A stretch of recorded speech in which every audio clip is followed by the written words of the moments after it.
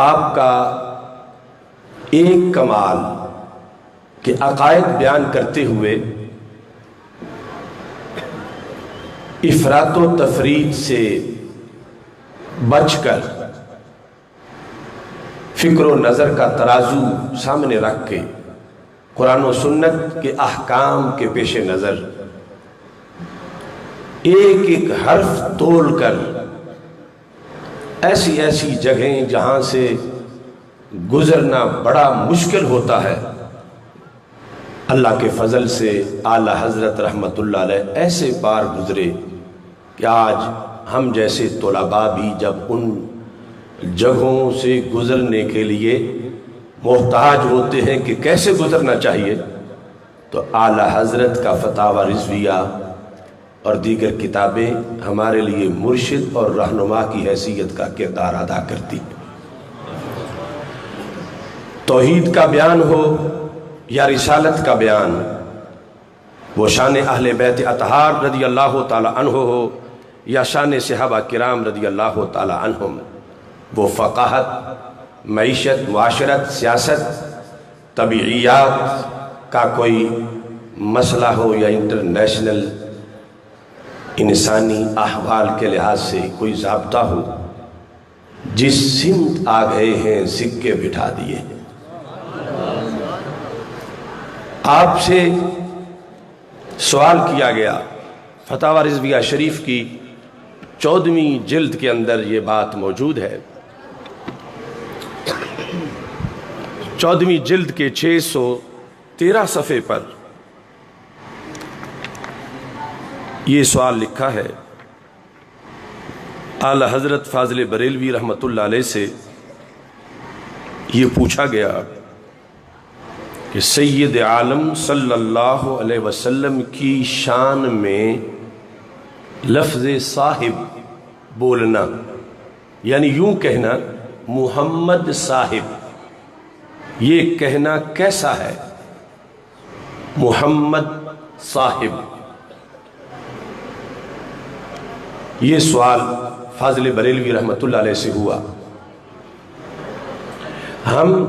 عجم والے جو ہیں، بالخصوص بر صغیر والے، ہم جب کسی کا بہت ادب کرنا چاہیں تو صرف نام نہیں لیتے بلکہ نام کے ساتھ لفظ صاحب کا استعمال کرتے ہیں۔ لفظ صاحب، خالد صاحب، محمد زاہد صاحب، اور اسی بنیاد پر کچھ لوگ رسول اکرم نور مجسم شفیع معظم صلی اللہ علیہ وسلم کا اسم گرامی ذکر کرتے ہوئے جس طرح عام لوگوں کا تذکرہ ہوتا ہے اور ساتھ لفظ صاحب ذکر کرتے ہیں، ہمارے علماء کے لحاظ سے تو نہیں، یہ ڈاکٹر ذاکر نالائق جیسے جو ہیں ان کا جو لہجہ ہے اس میں محمد صاحب نے یہ کہا، اس طرح استعمال ہوتا ہے۔ اعلیٰ حضرت سے اس زمانے میں یہ پوچھا گیا کہ یہ بولنا کیسا ہے، تو آپ نے صرف سوال کا جواب نہیں دیا بلکہ جواب دینے کے ہمیں کئی اصول بھی بتائے کہ کس حد تک، کہاں تک آداب ہیں دربار رسالت صلی اللہ علیہ وسلم۔ اس کا جواب دیتے ہوئے آپ نے فرمایا جہاں تک لفظ کا تعلق ہے تو لفظ تو بڑا اچھا ہے، کیونکہ جو لفظ اللہ کی ذات پہ بولا جائے حدیث شریف میں، اور جو لفظ قرآن مجید میں ہمارے نبی علیہ السلام کی ذات پر بولا جائے، اس لفظ میں تو کوئی کمی نہیں، لیکن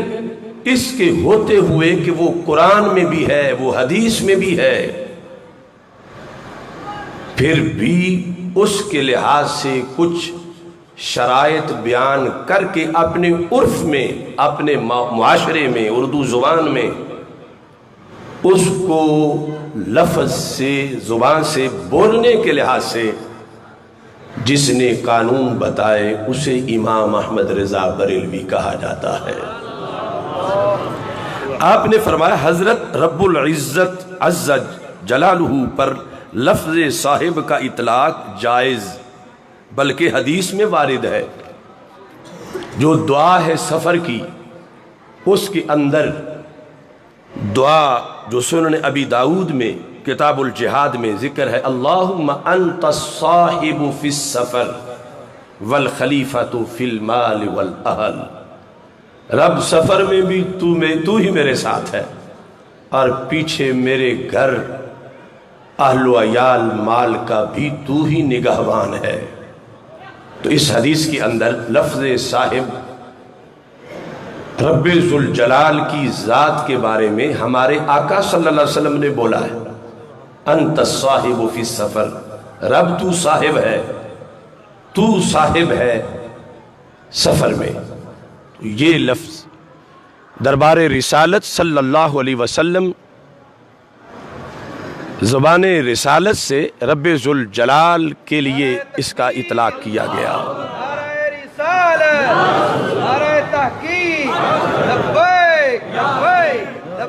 اتتار میرے خیال لبیک یا رسول اللہ لبیک لبیک یا رسول اللہ لبیک لبیک یا رسول اللہ لبیک لبیک یا رسول اللہ لبیک لبیک یا رسول اللہ لبیک لبیک یا رسول اللہ لبیک لبیک یا رسول اللہ لبیک یا رسول اللہ لبیک لبیک یا رسول اللہ لبیک لبیک یا رسول اللہ لبیک لبیک یا رسول اللہ صلی اللہ علیہ وسلم. لبیک یا رسول اللہ سون دے ناتے ہاتھ جاؤ لبیک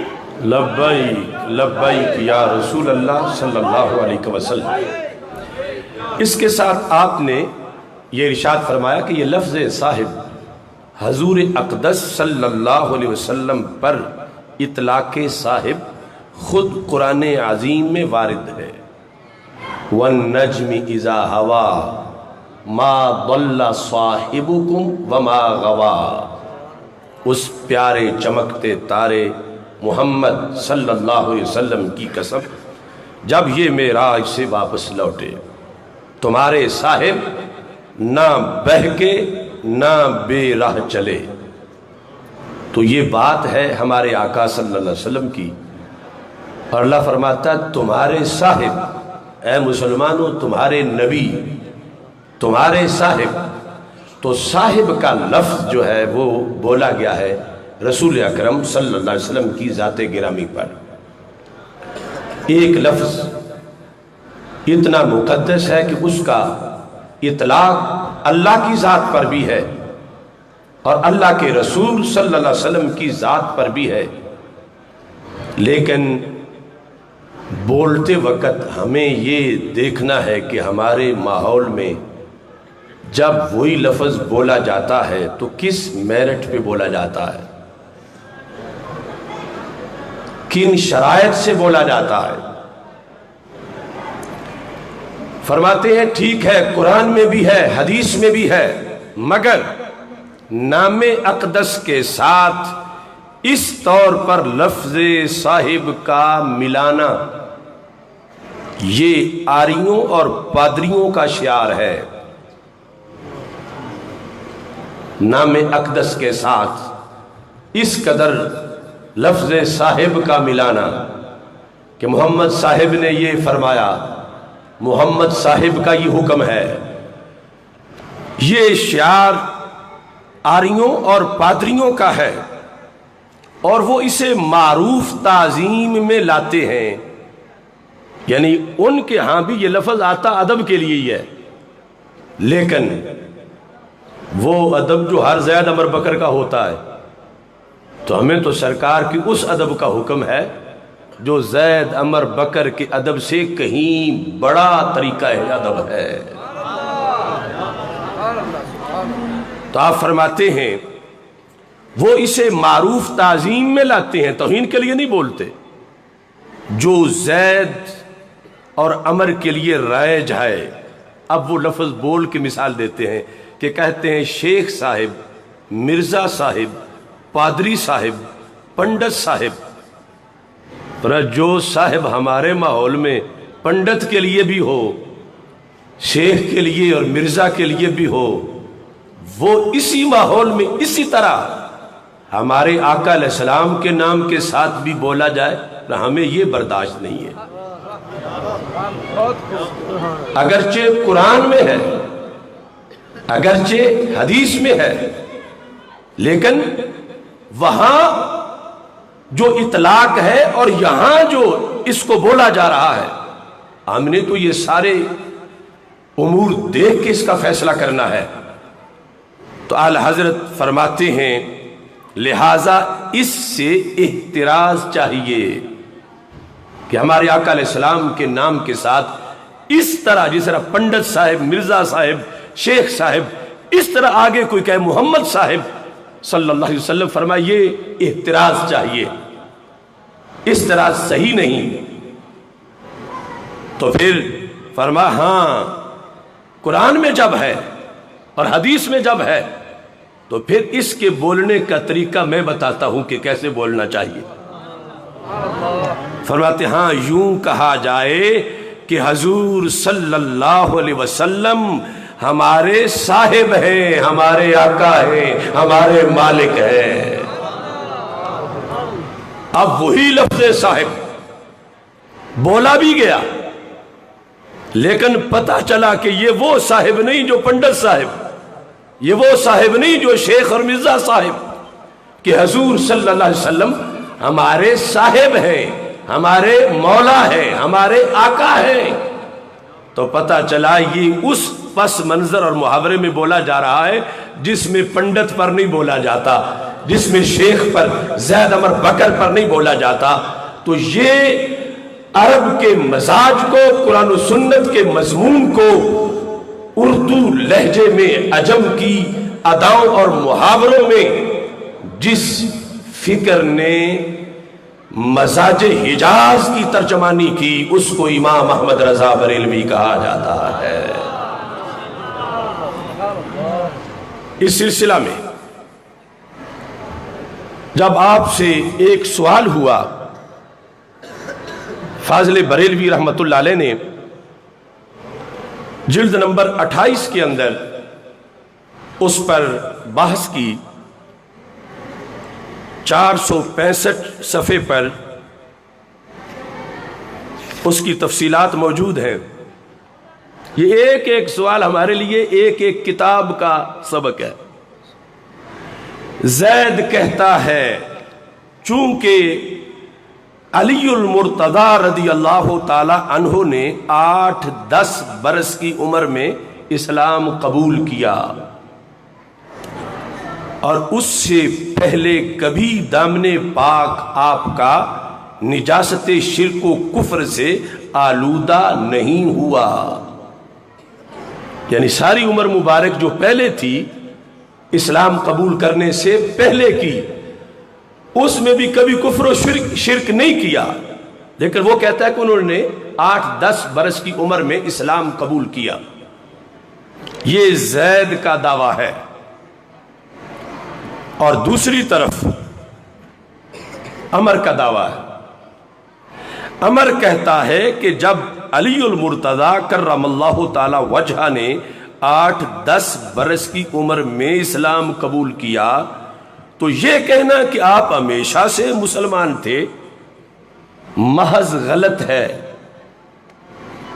یعنی جو پہلا زید کا دعویٰ ہے وہ یہ ہے کہ اگرچہ اسلام قبول کیا 8-10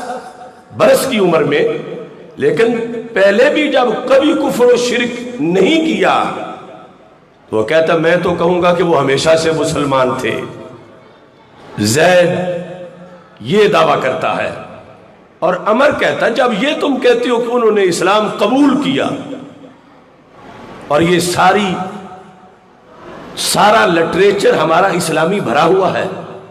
عربی میں، فارسی میں، اردو میں، کہ بچوں میں سب سے پہلے کس نے اسلام قبول کیا، تو عمر خواہ آگے جو کوئی بیان کر